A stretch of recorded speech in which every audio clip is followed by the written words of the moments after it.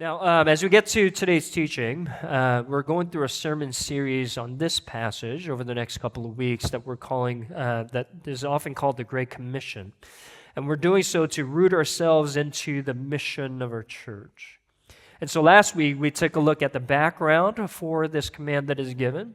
And today, I want to give an intro to this command to make disciples.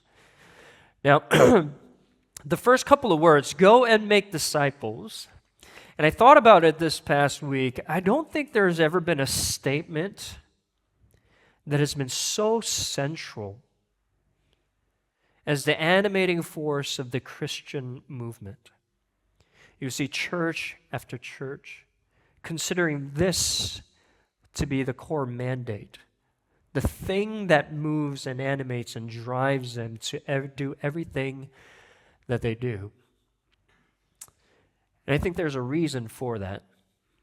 Author by the name of Dallas Willard once said this.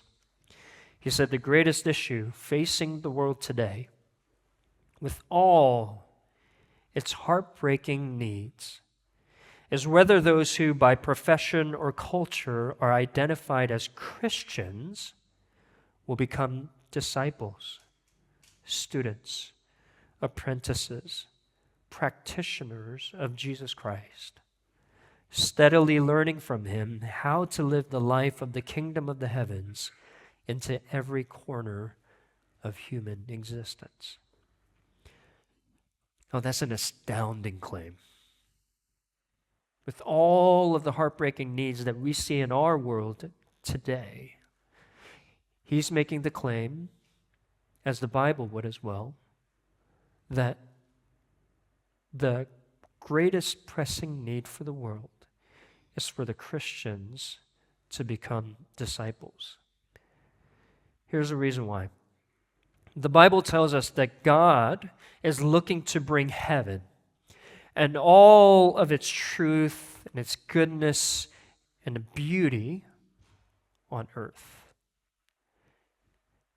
And the Bible also tells us that God is looking to do that through the church.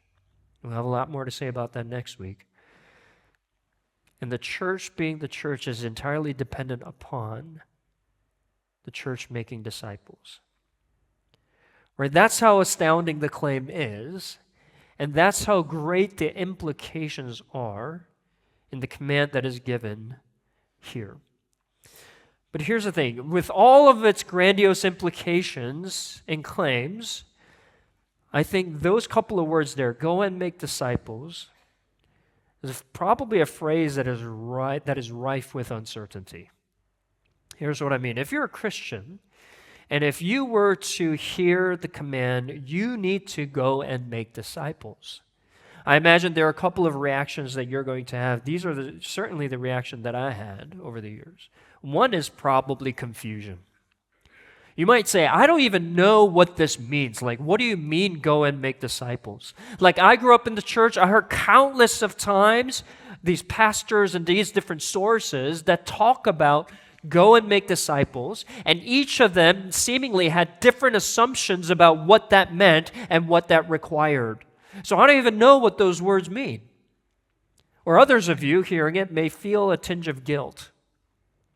You may say, yes, this is something that I ought to be doing, but I'm not sure if I can. I'm not sure if I'm qualified to do it. I'm not sure if I know enough about the Bible to do this. I'm not sure if my prayer life is strong enough to do this. So I'd imagine if you're a Christian, you're having a number of reactions to hearing this command, go and make disciples. But if you're not a Christian, and if you're coming in, if you're just kind of exploring Christianity, you may think of the phrase, go and make disciples, in a similar way that I once did. When you hear make disciples, when you hear the word disciple, you may picture a religious zealot who takes their, doctrine and their culture very seriously, one who coercively and judgmentally imposing their lifestyle and doctrine onto other people. See, so whether it's confusion, guilt, or it may be a little bit off-putting for you, here's what I want us to do today. I want us to look at this command to make disciples through fresh eyes. I want to do that by asking three questions. One, what is a disciple? And secondly, what does it mean to make disciples? And lastly, what does it take to make disciples? What is a disciple? What does it mean to make disciples? And what does it take to make disciples? So first, what is a disciple? This is where we need to start, right? What does it mean to be a disciple? After all, the word disciple is not one that is commonly used in today's language. And so if you were to look at a Bible dictionary, here's what it would say. A disciple is a learner or a pupil. All right, not pupil kind of in your eyes, but pupil refers to someone who is learning from another person. So to be a disciple of Jesus then is to be someone who is learning from Jesus. Now here's the thing. As soon as we hear the word learner, we immediately picture someone who is sitting in a classroom, right? Downloading information that is given through lectures, right? Because that's what our modern kind of Western conception of the learning process to look like. And so this is what it leads to. At least in most kind of modern Western churches, when they think of discipleship, they would say, you need to, in order for you to be discipled, if you will, you need to learn, you need to go to this class, take this class. Okay, that's what's important. Or they would say, if you go through this 6-month-long program, right, that's what discipleship looks like.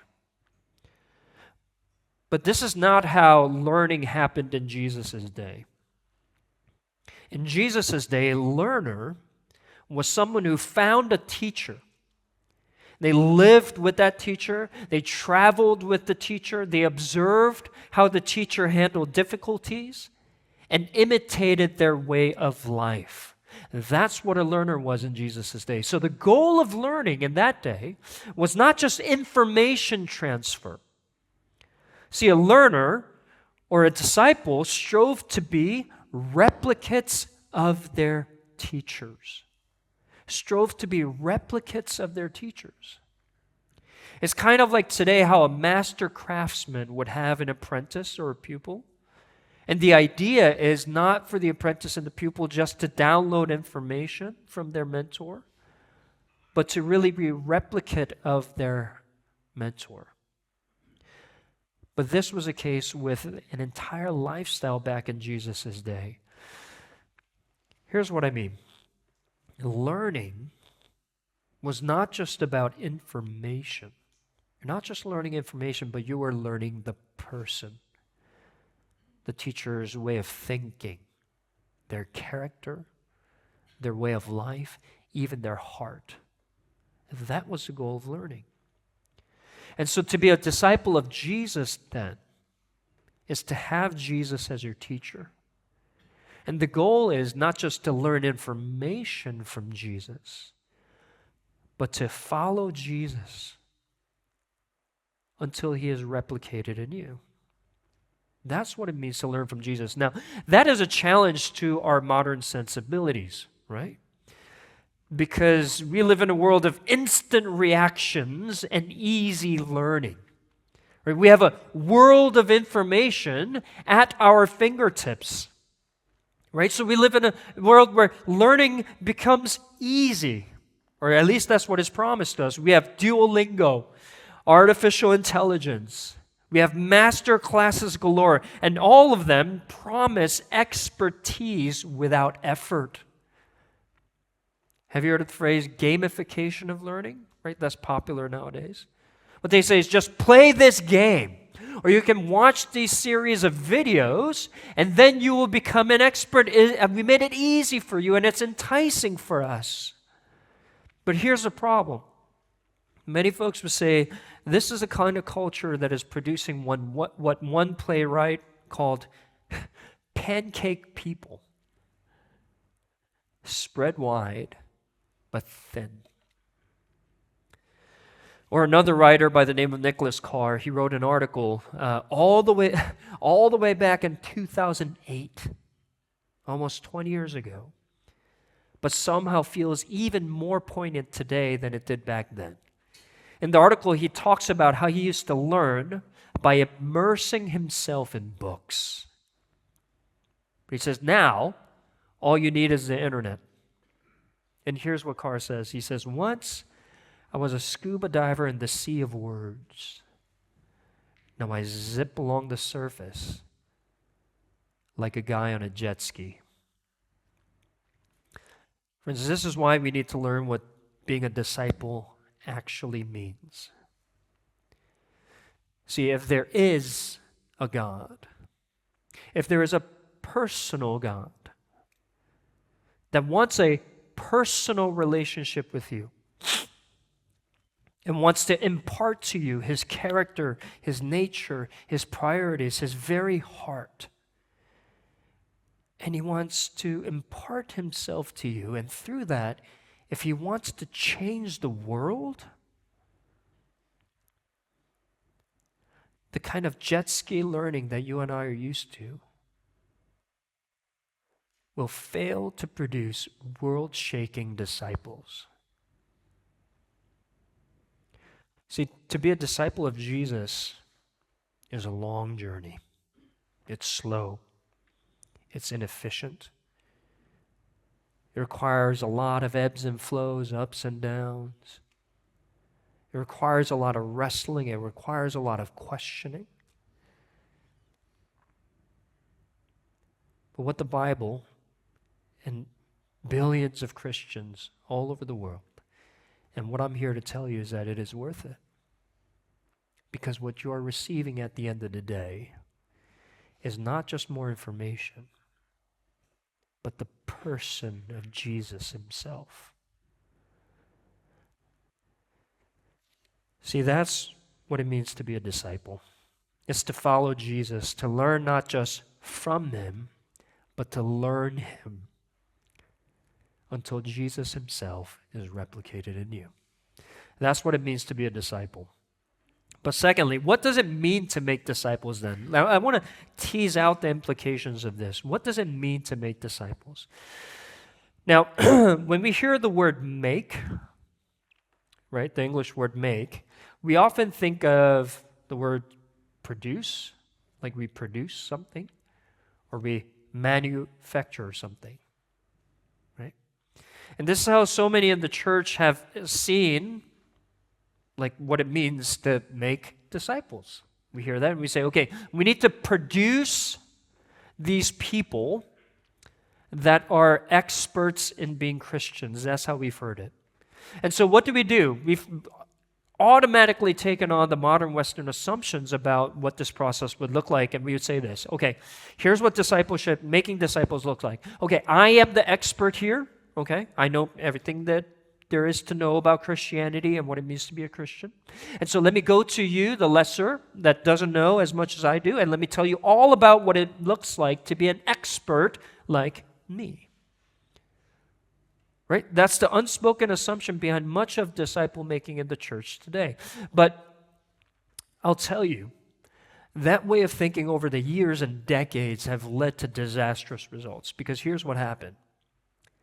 We've had expert-minded people that approached it this way and quickly found out that they are in fact not experts. And what they have done is they've retreated into the bubble.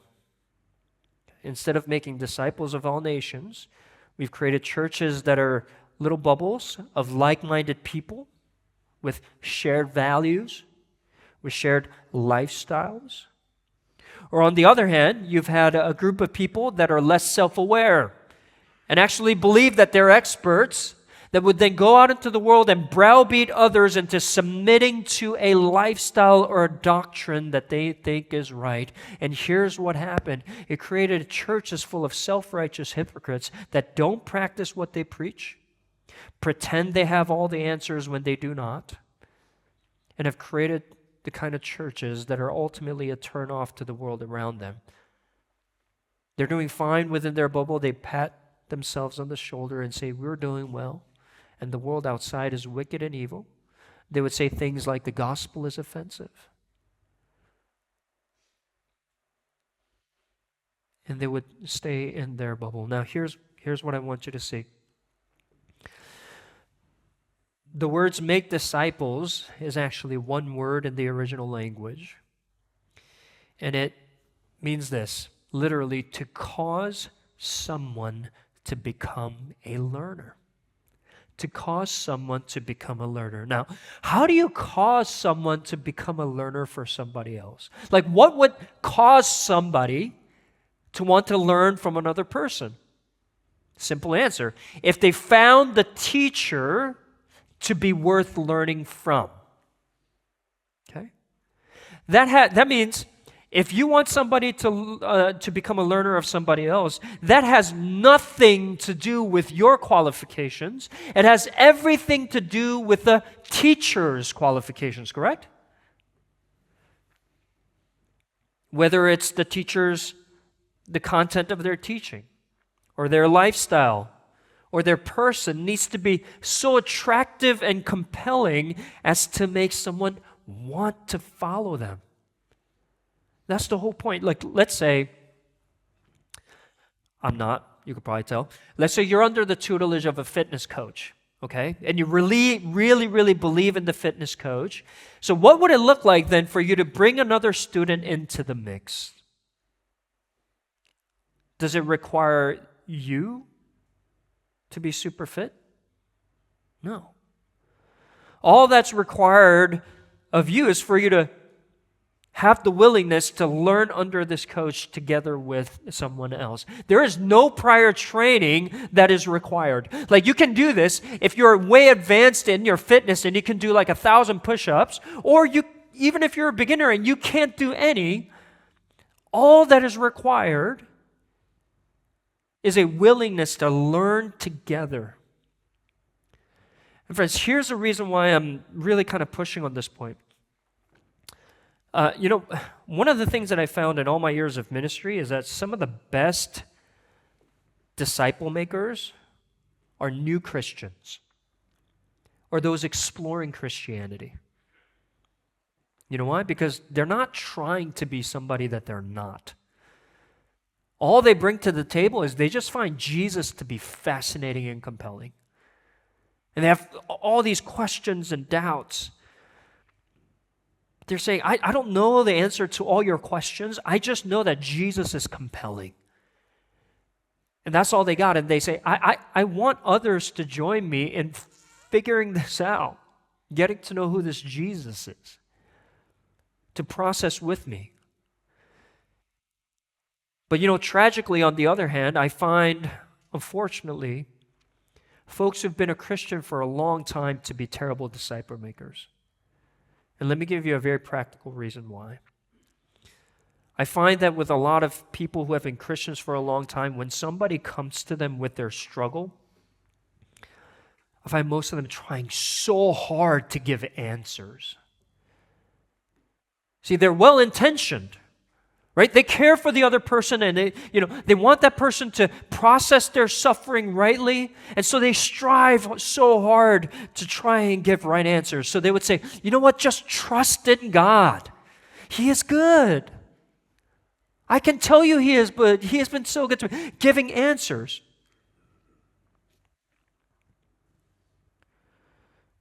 I'll tell you, while that kind of approach might be well-intentioned, but they're ultimately not helpful. You know why? Because as hard as you might try to give all the answers, you don't have all the answers. You understand? Like, when I was a youth pastor and a college pastor, right? When you're younger, you don't have the filter, so you ask like the thing that you want to ask. And so when we had like question and answer time, a lot of times the question that will come up is, if God is a good God and if He's all powerful, why does He allow suffering in the world?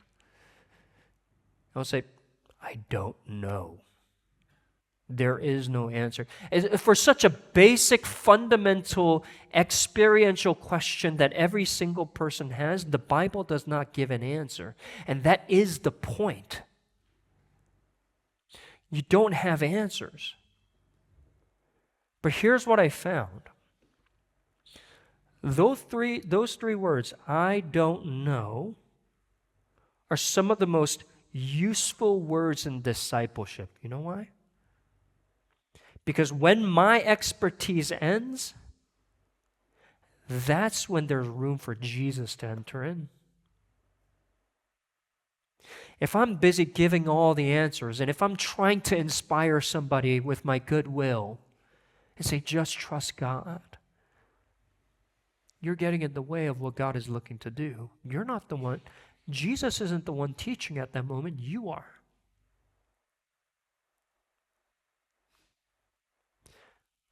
That's why some of the newer Christians happen to be the best disciple makers. And here are two things that I want you to see from this. One, when it comes to priority in discipleship, there's priority in vulnerability and curiosity over expertise.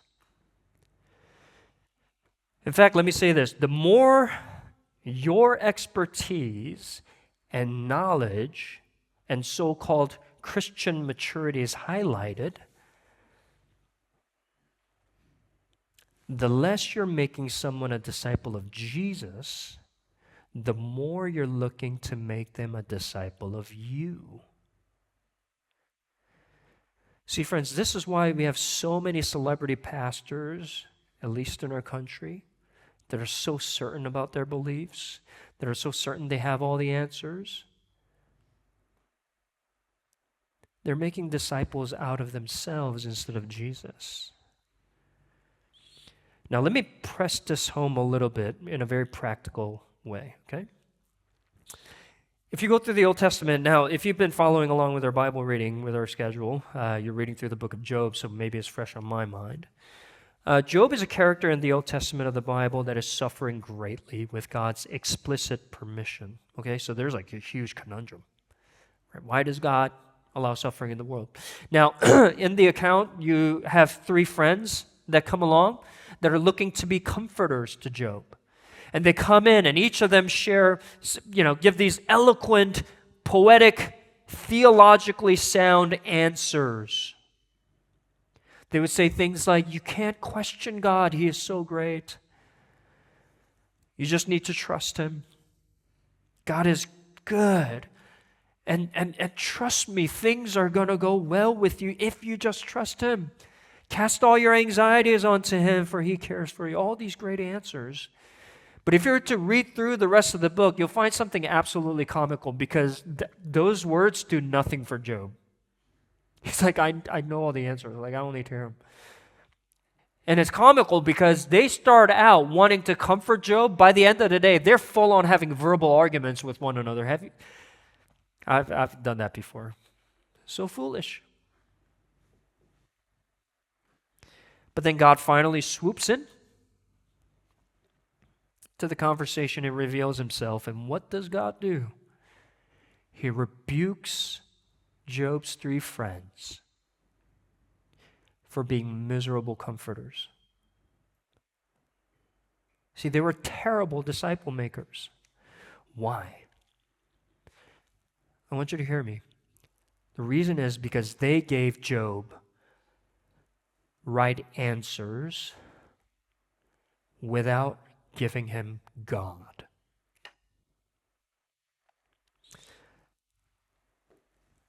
See, disciple making is being a fellow traveler who's willing to listen, to ask questions, saying, I don't have all of this figured out either, but let's walk with Jesus together and see what He has to say. See, friends, I know many of you, whether it's in small groups or in friendships, you have people that are suffering in your life that you want to encourage towards growth. Friends, I want you to think about this. You should be spending far more time listening than you do speaking. See, friends, I understand the heart to give answers, right? Because when they're going through suffering and you feel like you have the answers, you would think it would be the loving thing to encourage them, to inspire them, inform them of the ways of God so that they grow. I understand the heart behind that, but you You are actually getting in the way of God who is looking to speak those words himself. Will you learn from the example of the miserable comforters and learn what disciple making means? That's the first priority. But the second priority is this. Second priority is relationship over program. Jumping ahead to the New Testament, there's a man by the name of Paul who wrote a huge chunk of the New Testament. And he was a missionary and a church planter. He traveled from city to city to basically make disciples. And in a letter that he wrote to that is called 1 Thessalonians, he writes this about what his priorities were. He says, "But we were gentle among you, like a nursing mother taking care of her own children. So being affectionately desirous of you, we were ready to share with you not only the gospel of God, but also our own selves, because you had become very dear to us." When it came to the things of Christianity, Paul was probably as much of an expert as you could get. Prior to his conversion, he was a scholar in the Jewish studies, so he had wealth of Old Testament knowledge.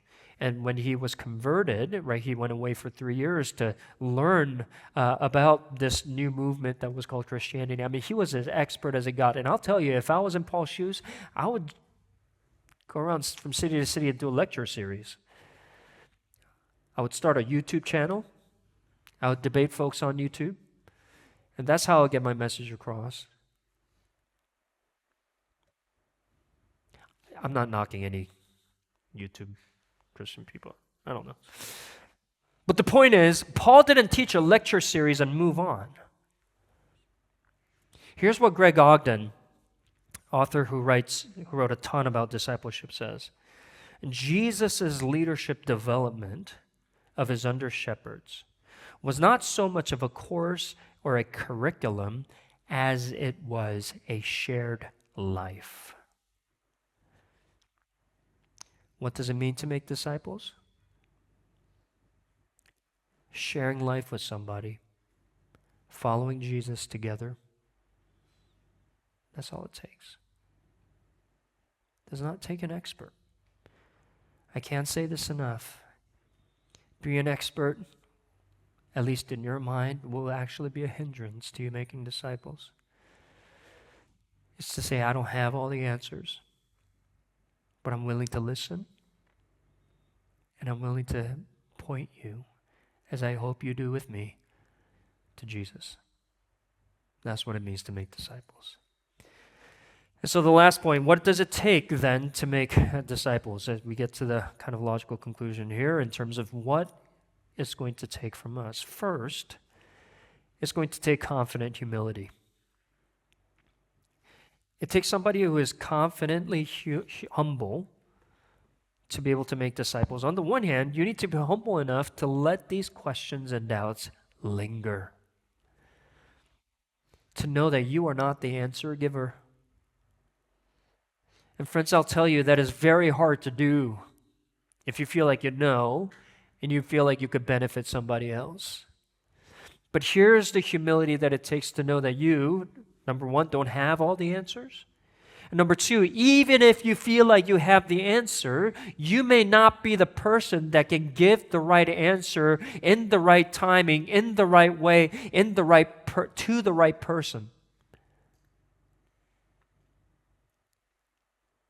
You need to be humble enough to know that. But secondly, you need to be confident enough to know that there is one who does have all the answers.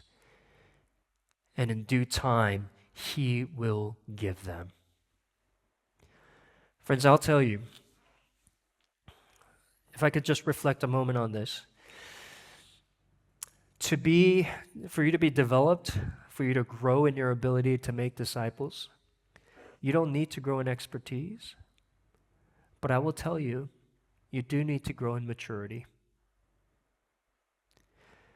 It doesn't take a lot of maturity to have listened to a ton of sermons. It doesn't take a lot of maturity to have read a lot of books and to spout off answers. It doesn't take a lot of maturity to have watched a whole ton of YouTube videos on apologetics and to spout off on them. But it takes a great deal of maturity to have gone through the fires of life enough to know that the right answers that are given aren't always solutions for you. It takes a great deal of maturity to have suffered enough to know that when you're in times of suffering, you just need somebody to listen.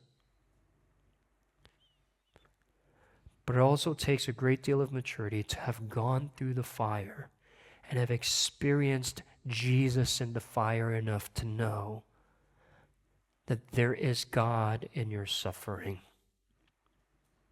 And that is the kind of maturity that will enable you to keep your mouth closed, to keep your ears open, and to lead with humility and prayer and listening rather than with answers. Friends, I know many of you have a great deal of zeal to help one another grow in the church. I wonder if there's enough maturity for this kind of disciple making in our church. The kind of maturity that is confident enough, that is humble enough to lead with a listening ear. But the second thing that's going to be required is a tenacious love. Let's go back to that Thessalonian passage.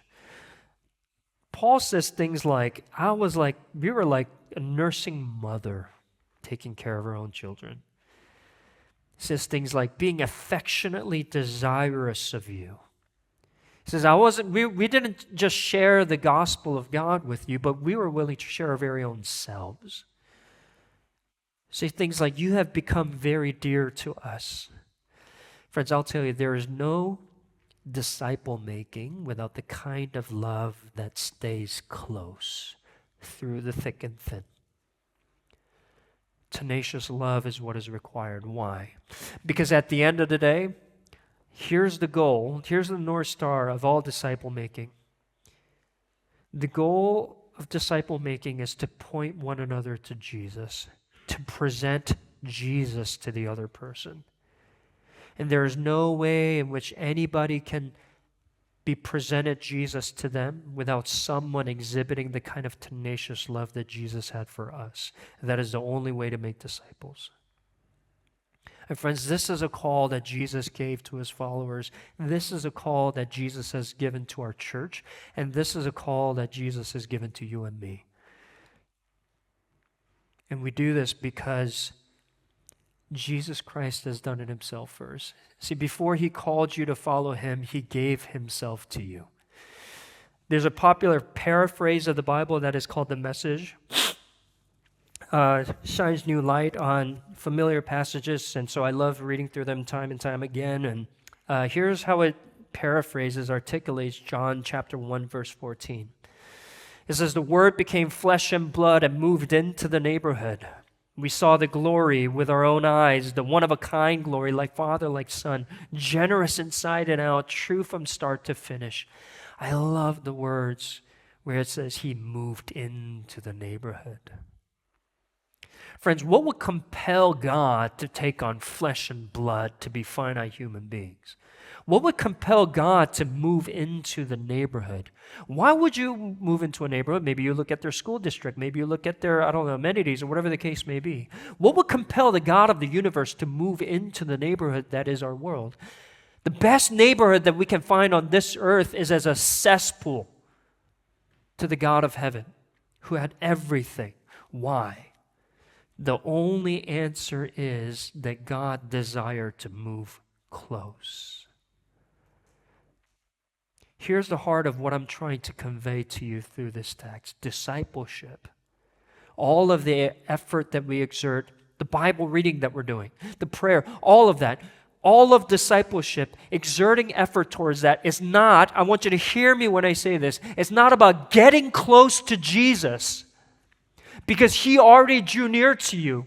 Discipleship is all about staying close to Jesus. Abiding in him, experiencing intimacy with him. For he's the one who drew near to you. That's why in the book of Revelation, Jesus says, I stand at your door and I knock. Friends, Jesus does not say, meet me Sunday at 11:30 a.m. over here. Okay? You need to get your stuff straight, right? Dress well. And if you meet me there, maybe I'll go see you. When Jesus says, I stand at your door and knock. All you need to do is open. And friends, that's what discipleship is all about. Answering the door day after day, responding the call of God who desires to be close to you. And to make disciples then is not about giving answers. It's not even about inspiring others. It's not even about sharing how good God has been to you. That may be a part of it. But it's primarily about saying, look, I don't have all the answers figured out. But this is a God who desires to be close. Will you give it a shot and open that door with me?